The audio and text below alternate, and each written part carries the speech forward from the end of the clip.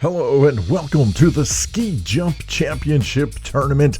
I'm your host, davidinark. Today we are featuring the next set of vehicles. This is the Group B for round one. But before we get into that, we've got to go back and redo the LosWilko race because I managed to grab the wrong vehicle. So this is from Group A. So now we are doing the Vivace EV. And as we head down the ramp, this dude has got some serious speed. Look at that. Over 180 miles an hour as it hits the bottom, although we are front tumbling. Oh, wait, here we go. There it is. Okay, so we landed at 140 meters, and we are cruising well on our way down the rest of the landing zone. This is incredible. Still going 140 miles an hour. However, we have taken a serious right turn. Oh, come on, come on. Get back in. Get back in. Oh, and that is unfortunately the end of the Vivace. Sorry, LosWilko, but you fell out of the arena, so that is a 0. What that basically means is there's no way this vehicle is going to advance. What a bummer. All right, here we go. Kicking off Group B, round one. We've got Alex Zachary in the Tograk 150 DQX DCT heading down the hill. If you're not familiar with how this particular tournament works, I drive the vehicles down the slope, but then when they get to the bottom, I let go of the gas and let the vehicles fly. As they fly across here, we watch and measure where they land. Look at that, the Tograk landing at about the 60-meter mark. And then as the vehicles scoot along this landing zone, then they are given points for the distance that they travel, unless they go out of bounds, in which case they get a 0 for the slide in the case of this vehicle, and that is not good. The damage in the lower right corner is then subtracted from the overall score. So for this guy, unfortunately, ends up with a 60-meter jump, a 0 for the slide. We subtract out 28.75 for the damage for a total of 31.25. Now, technically speaking, that still puts the Tograk at the top of the list. So congratulations for a temporary first place finish in the tournament as we move on to Juliana Selby, who's in the Grand Marshal Lux V8, and we will see what her score can do. What can this big old beast of a vehicle do as we head down the ramp, hurtling ourselves across the chasm and hoping for a decent score? Let's see what happens as the vehicle takes off and is coming for the landing zone. That's actually a nice stretch. Look at that. And it is over the 260 mark. By the way, the marks are measured to the last mark that was passed. So in this case, she happened to land past 260, but not to 280. So she gets 260 for that. And then she is continuing to slide along the landing zone here. And we will see ultimately what this ends up. Oh, that's a decent strategy there. Coasting up the ramp, up the side, and then back down again, just crossing over the 1200 mark. Will she make 13? Now, I'm not steering. This is the game doing its own thing. And, oh, look at that. Ends up just crossing the 1300 mark. That was brilliant. What a move. Oh my goodness, that was great. Again, I have no control over that, but I love to see when that kind of thing happens. So ultimately, 260 for the jump, 1300 for the slide, minus 3130 for the damage for a total of 1528.7, which naturally moves the Grand Marshal into first place after 2 races. So we are now moving ahead to our third race. This time we've got GamerGull in the orange ETK I-Series Street Edition. We're going to see what happens when Gamergall grabs the wheel, hits the accelerator, and heads on down the mountain. Well, the ski jump technically. Here we are. Heading on, look at that, a nice, almost, there was 188 miles an hour at the bottom. That's a nice place to be. A beautiful send-off, although we are starting to do a barrel roll, and, that looks very, very close. The judges are going to say that the front end of the vehicle crossed the 240 mark before the wheels landed, so that counts as a 240. Distances are measured by the forwardmost part of the vehicle when it lands, and then also during the skid. As we cross over the 1200 meter mark, we are still cruising along here at 40 miles an hour and sliding over the next mark. Will we make it to the next one? I would imagine, because we're still going pretty good. It's going to be close. And yes, again, another one barely sliding over the edge and reaching a whopping 1,500 meters on the roof, mind you, on the roof. 240 for the jump, 1,500 for the slide, minus a 28.07 for the damage, for a total of 1711.93, and that definitely thrusts Gamergall all the way to the top of the list after 3 races here in Group B action. Oh my goodness. By the way, up next, well, first of all, we've got Benjamin Ruff in the ETKI 2400 TTI Road Sport Evolution thing. I can't remember what it's called. It's got a lot of letters and a lot of names. Anyhow, in an awesome vehicle as he is cruising down the hill. If you're wondering about the damage, like I said, it's down in the lower right hand corner, and what I'm doing is I'm taking the percentage of damage and using those to subtract out. There is a landing there at the 220 mark, and taking a cue from Gamergall, Benjamin decides that he is going to roll himself onto his roof and see how well that does for his slide here in the landing zone. We will see if this is just as effective. And so far, I mean, clipping along, crossing the 1,300 mark with no problem at all. No signs of really slowing down. That was the 1,400 mark that we just crossed over. This is 1,500 as well. Will we make it to the 1,600 mark? Come on, 1,600 meters. Are we going to make it? Come on.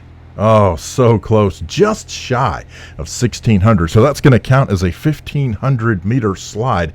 And as you've noticed, may have noticed, we take the jump, in this case 220, plus the 1,500 slide, minus the 24.32 damage, for a total of 1,695.68. And that puts Benjamin in second place behind Gamergall. What a fabulous run there from Benjamin. Moving ahead, we've got Bryn Love in the ETK K Series KC6D. She is going to put the pedal to the metal, throw it down, and head on down the jump. We're going to see how far can a K Series go. Now, it hit 190 right before the bottom, so this ought to be a pretty decent jump. And landing, not bad there, 220 for the jump total for the ETK K Series. Now we'll see if Bryn can keep the vehicle under control and get a decent coasting out of it. Now she is drifting to the right. This does not look good. That is a very, I was going to say that's a very steep approach, and that usually means that they end up out of the landing zone, and so that is going to be a 0 for the distance. That is so heartbreaking. 220 for the jump, 0 for the slide, minus 36.44 damage, for a total of 183.56. So now that does mean that she is in fourth place. So, she beat the Tog Rack. So, I guess that says something. All right, Cody York hopping up in the Legrand SE Campaign station wagon. I don't know who's bringing the family truckster to a ski jump competition. Well, obviously Cody York has decided that is what He wants to take on this journey. Now, about 176 or so. Is that going to be enough to get across? Oh, no, it is not. And that means that falling short of the landing zone, that is an automatic disqualification. If you don't hit the landing zone, you are out of the competition. Oh, that is so unfortunate. Feels so bad for Cody. He's got a lot of explaining to do. I mean, I'm pretty sure that was his mom's station wagon, and here it is, sitting at the bottom in a heap, really in a pancake. So there you go, and that is a DNF for Cody. All right, so taking a look at the standings at this point, that puts Cody under the tog rack, and we have 2 more vehicles to go in this Group B competition for the ski jump downhill championship. Isadora Fitzroy is sitting in the Miramar Lux. Now, I am going to tell you, I just don't see this going well. Well, partly because we aren't controlling the vehicle very well, so that's not good. That's not good at all. By the way, so what happens in this particular case is when a vehicle gets out of control going down the slope when I am driving, then I get to reset until we get a good run. I mean, it's not fair that the vehicle doesn't make it across because Dave can't drive, right? So we're going to go again, but only about 160 miles an hour getting to the bottom, and there's just no way. That is just not enough for the Miramar to hit the landing zone. And so we have back-to-back DNFs here in the competition. And we have, holy cow, where the other vehicle was a pancake, this one is a donut hole. I mean, it is just a ball of metal mess. But that is 2 DNFs in a row as we take a look at the standings now.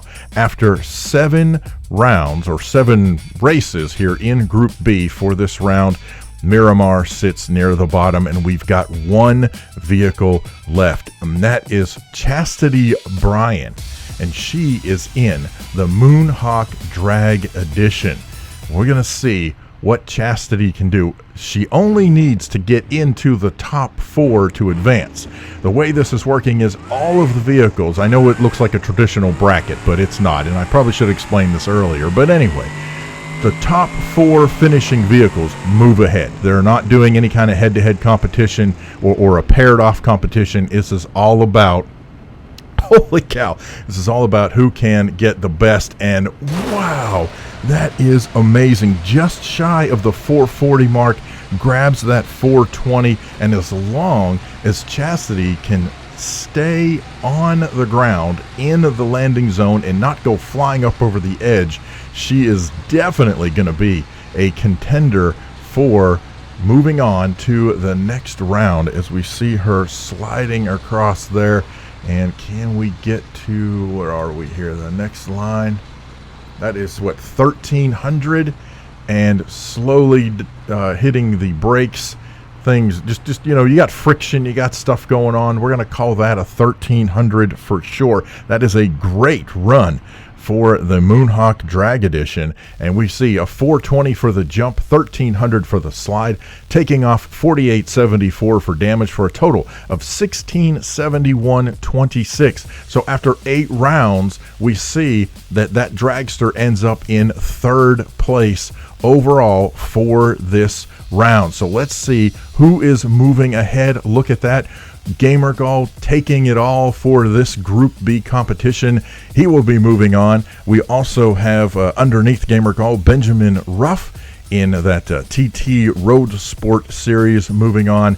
Then, of course, we've got the dragster that we just watched with Chastity Bryan taking that one. And finally, in the Grand Marshal Lux, Juliana Selby also moving on. So we've got the Group A set. We now have Group B set. We've got 2 more groups to go, Group C and D, in order to see what happens and who is moving on to the next level of the ski jump tournament here in BeamNG Drive. Hey, hope you're enjoying the tournament so far. Got any questions, problems, suggestions, horror stories? Feel free to leave those down in the comment section below.